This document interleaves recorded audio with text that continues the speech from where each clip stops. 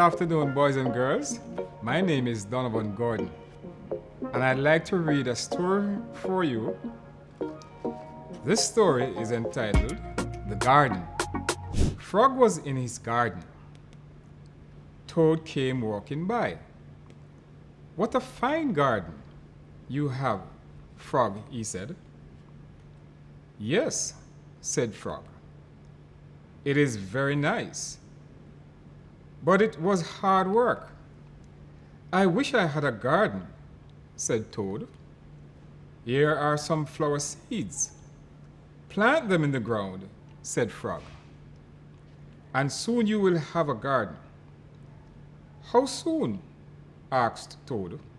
"Quite soon," said Frog. Toad ran home. He planted the flower seeds. "Now, seeds," said Toad, "start growing." Toad walked up and down a few times. The seeds did not start to grow. Toad put his head close to the ground and said loudly, "Now, seeds, start growing." Toad looked at the ground again. The seeds did not start to grow. Toad put his head very close to the ground and shouted, "Now, seeds, start growing." Frog came running up the path. "What is all this noise?" he asked. "My seeds will not grow," said Toad. "You are shouting too much," said Frog. "These poor seeds are afraid to grow." "My seeds are afraid to grow?" asked Toad. "Of course," said Frog. "Leave them alone for a few days. Let the sun shine on them. Let the rain fall on them. Soon your seeds will start to grow." That night, Toad looked out of his window. "Dart," said Toad.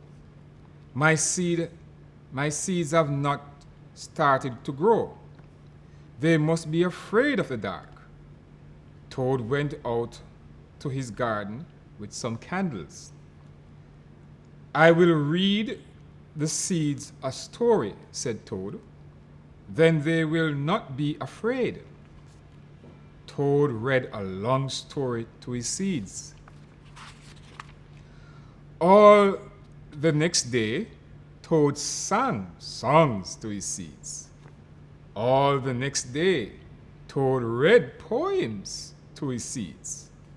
All the next day, Toad played music for his seeds.